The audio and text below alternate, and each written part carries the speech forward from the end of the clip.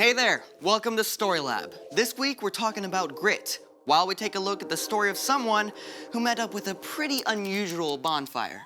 Oh, and don't miss this either.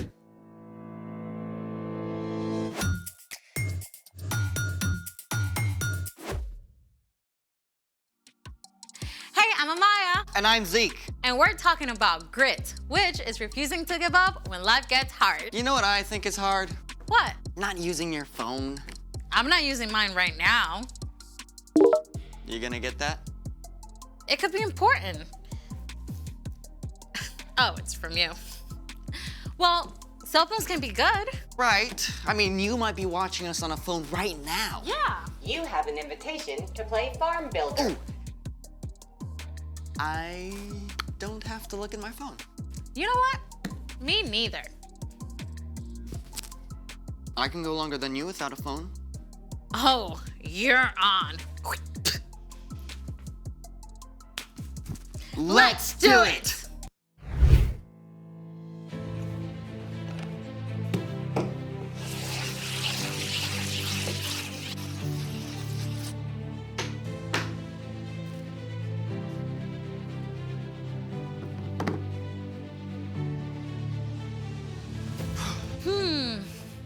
Wow. All this free time. Yeah, I know. You know, I could be learning Spanish right now. I actually got this really awesome app.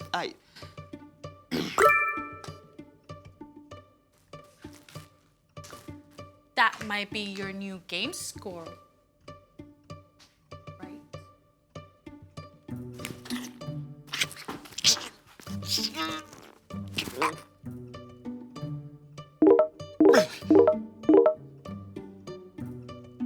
That sounds like a lot of new likes, doesn't it?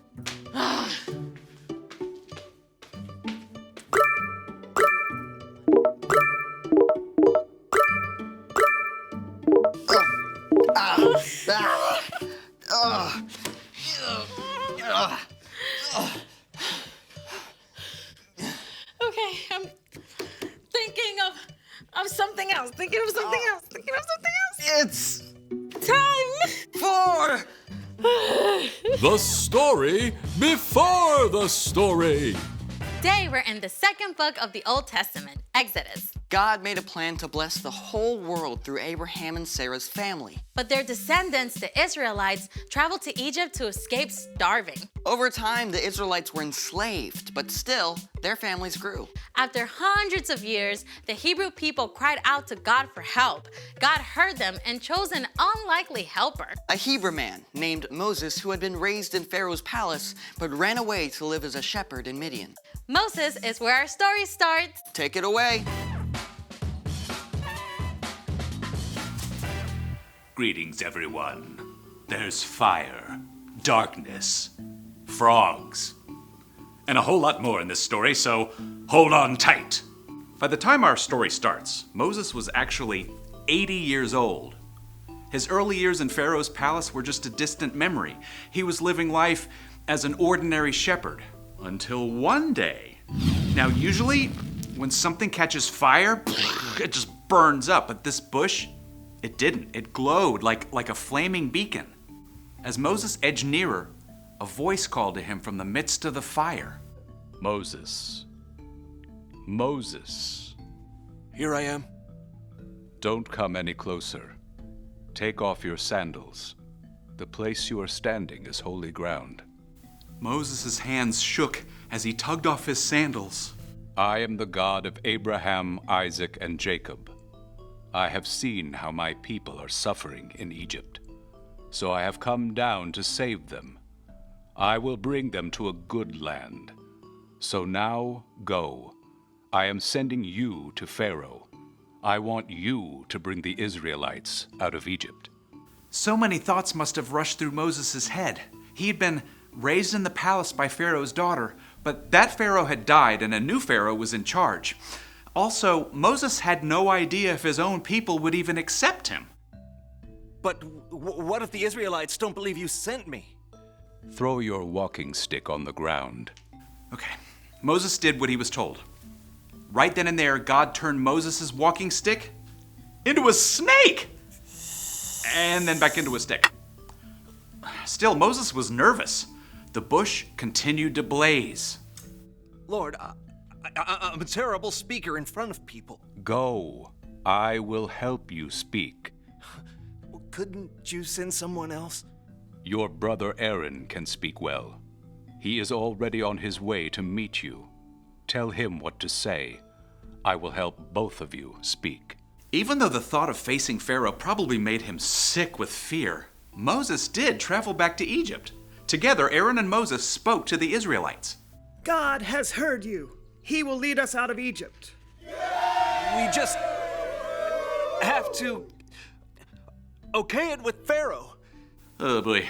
Moses just probably wanted to run, but instead, he made his way to the palace where he had grown up. With Aaron, he stood his ground before the new Pharaoh. Tell him, the Lord says, let my people go. Then they will hold a feast to honor me in the desert. Aaron repeated the words loudly and clearly, and Pharaoh glared down. Who is the Lord? Why should I obey him?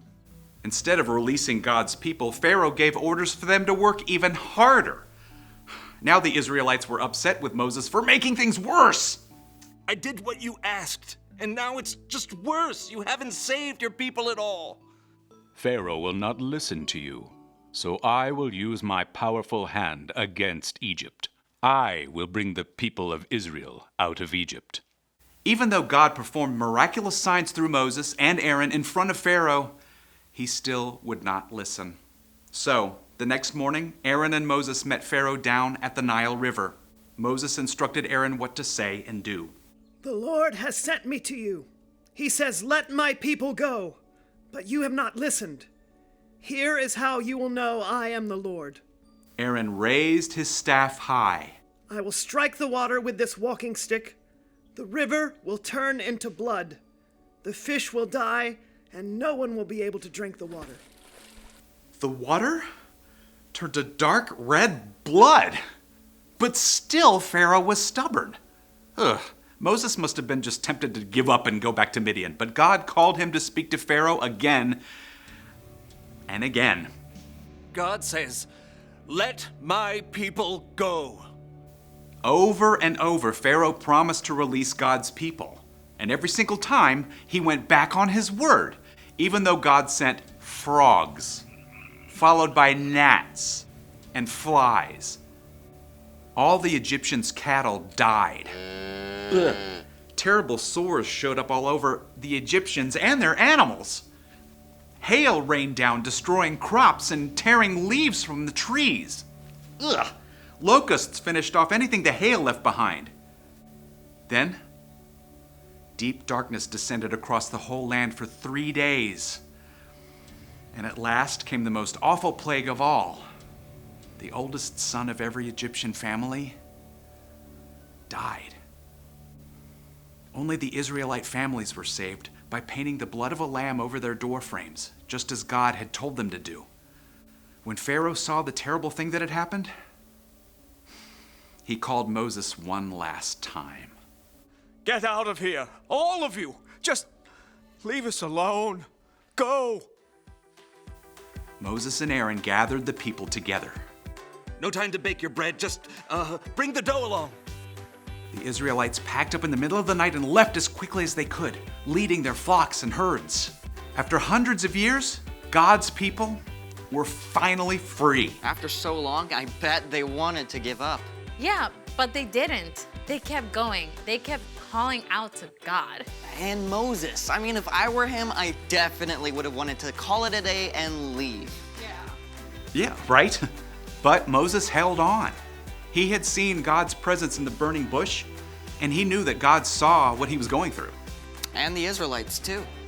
So, what's our part in the story?